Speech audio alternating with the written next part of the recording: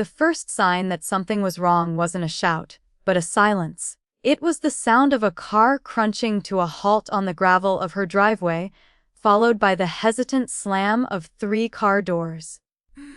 Erin wiped a thick smear of grease from her forearm with a rag, the scent of motor oil and cold December air clinging to her. She stepped out from the cavernous opening of her garage and froze. There, standing like misplaced statues in her world of steel and machinery, were her parents, Mark and Ellen, and her younger sister, Lily. Her father looked rigid in his pressed wool coat, a man clearly outside his natural habitat. Her mother, Ellen, clutched a tin of cranberry muffins as if it were a shield. And Lily. Lily's face was a storm of fury and humiliation. "Erin," her mother called, her voice stretched into a painfully cheerful tone. "We just thought we'd, check in." Erin didn't move. She simply crossed her arms, leaning against the garage door frame, a silent sentinel in her own territory. "Check in? A bit late for that, isn't it?" Lily strode forward, her designer boots sinking slightly into the muddy drive. "You should have told me, Erin." Erin blinked, genuinely confused. "Told you what?" "That Evan used to work for you." Lily's voice cracked, the carefully constructed composure shattering. In that moment, the whole story clicked into place, not just about the man she was supposed to be too low class to meet, about the 5 days of silence that had preceded this bizarre family reunion. It had all started with a phone call just 3 days before Thanksgiving. Erin had just walked in from a 12-hour shift. Her hands stained with the day's work, her mind on whether to make her usual green bean casserole or attempt her grandmother's bourbon pecan pie. She'd dialed her mother, ready to ask about dinner time, but Ellen's voice on the other end was tight, overly cautious. "Erin, honey." She'd begun. "This year, things are a little different." A cold stillness had crept over Erin. "What do you mean?" The pause that followed was heavy with unspoken words. "Well," Ellen finally continued, "Lily's bringing her boyfriend home for the first time. He's from a very successful family. Harvard-educated, works in venture capital. She just wants everything to be perfect." The implication hung in the air, thick and suffocating. Then came the final, devastating blow. "She's a little worried your presence might feel out of place, with your job. Your style." Her style. The flannel shirts, the sturdy work boots, the faint, permanent scent of engine oil that no amount of scrubbing could ever fully erase. It was the uniform of her life, of her success. She could have argued. She could have reminded her mother of the imported alpaca scarf she'd already bought her, or the watch she'd had specially engraved for her dad. "Thanks for teaching me to fix everything." She could have mentioned covering Lily's rent for a year, no questions asked, when her glamorous TV career in Denver had fizzled out. But she didn't. She closed her eyes, swallowed the bitterness, said the 2 words they wanted to hear. "I understand." She hung up and stood in the hallway of her small house, the silence pressing in on her. The wrapped gifts on the kitchen table felt like artifacts from a different life. Thanksgiving morning arrived under a soft blanket of snow. The world was quiet, but her house was a vacuum. No football on TV, no smell of roasting turkey, just the profound emptiness of being deliberately excluded. She didn't wallow. Instead, she got up, pulled on a hoodie, and drove across town.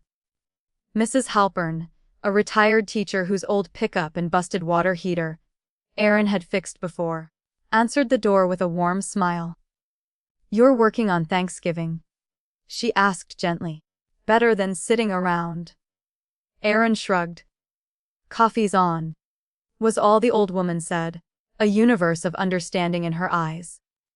After fixing the garage door, Erin stayed, helping carry in firewood, and listening to stories about Mrs. Halpern's late husband. Before she left, she was handed a slice of pumpkin pie, wrapped in foil. Driving home, she passed her parents' street. The house was aglow. Silhouettes holding wine glasses visible through the window. A perfect picture of a family she wasn't a part of. Back in her own quiet home, she ate the pie. It wasn't her family's recipe, but it was warm, and it was given with kindness.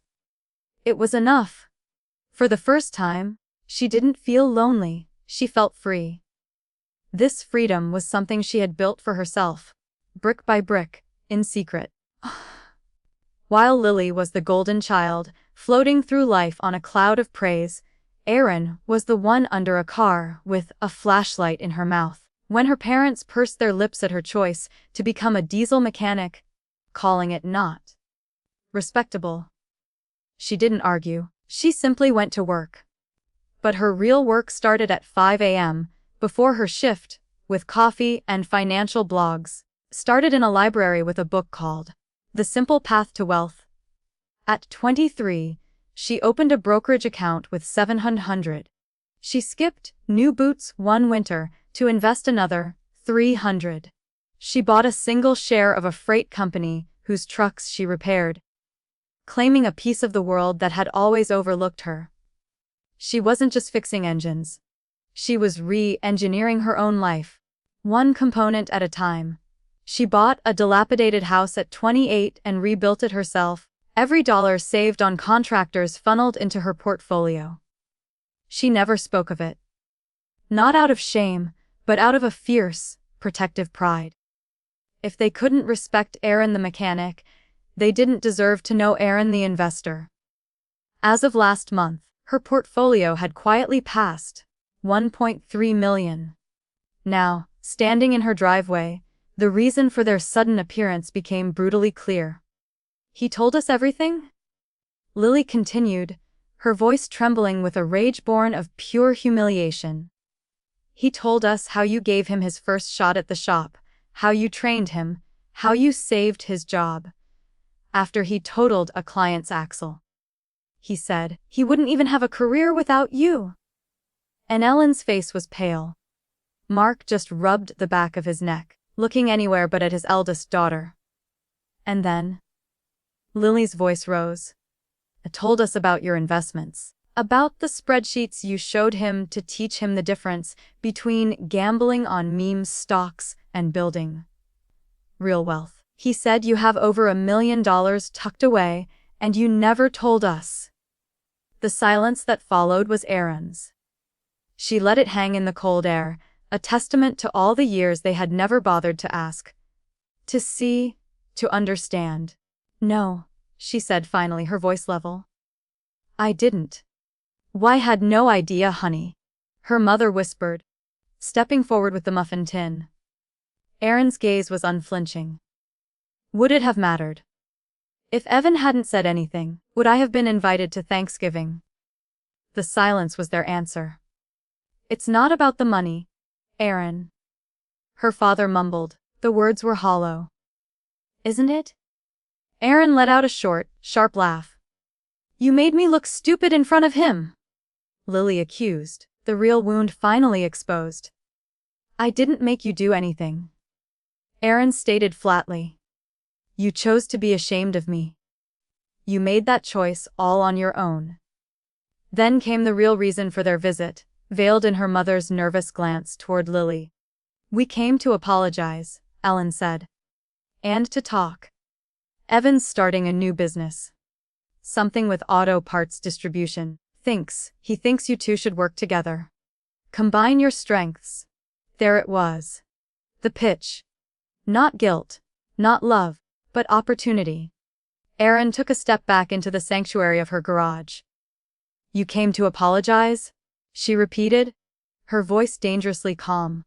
"But you brought a business proposal." "It's called building something, Erin," Lily snapped. "You of all people should understand that."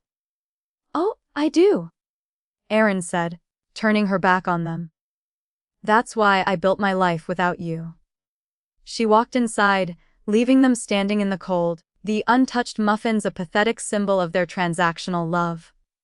The next day, Lily called, her voice soft, attempting a restart. She talked about the business, about how Evan respected Aaron's experience, and, of course, how the capital would help. Maybe this is a chance for us to build something as sisters, she offered. For a moment, the old longing flickered, the desire to be seen, to be accepted. But it was extinguished by years of hard-earned clarity. Lily, Aaron said slowly. Let me be clear. I'm not interested in buying my way into your good graces. If you want to build something real with me, it won't start with a business deal. It starts with respect, and you can't write a check for that. She ended the call, the peace in her quiet house feeling more valuable than any partnership. 2 days later, her parents returned. They sat on her old couch, the untouched scarf still on the table between them like a silent accusation. We made a mistake, Aaron. A big one, her mother said. You were wrong to exclude us, her father added. Aaron looked at them, the years of trying to be enough finally falling away. You told me Thanksgiving wasn't for losers. You weren't wrong to exclude me. You were wrong to believe that about me in the first place. She stood and opened the front door. I'm not cutting you off. But I'm done performing for a place at the table. From now on, you decide if you can love me for who I am. You'll be making that decision from the other side of this door. She closed it gently, not with anger, but with finality. In the year that followed, a new community found its way to her. Young women from her old trade school. A local community center asking her to teach financial literacy. One day, she found a note on her truck. Thanks for showing me that worth isn't something you prove, it's something you carry. That evening, her best friend Jada joined her on the porch with coffee and donuts. You ever think about going back? Jada asked. Aaron watched the apple trees she'd planted begin to bud. No, she said. Not unless they can see me without the dollar signs attached. She smiled, a real, easy smile. You know what? I finally feel like I'm not trying to fix the wrong engine anymore. Jada laughed, tossing a donut hole at her. That's the most mechanic way I've ever heard someone say. I found peace. And she was right. Aaron wasn't fixing them anymore. She was building herself, not for their approval, but for her own quiet, unshakable peace. And this time, no one needed to tell her she belonged. She already knew.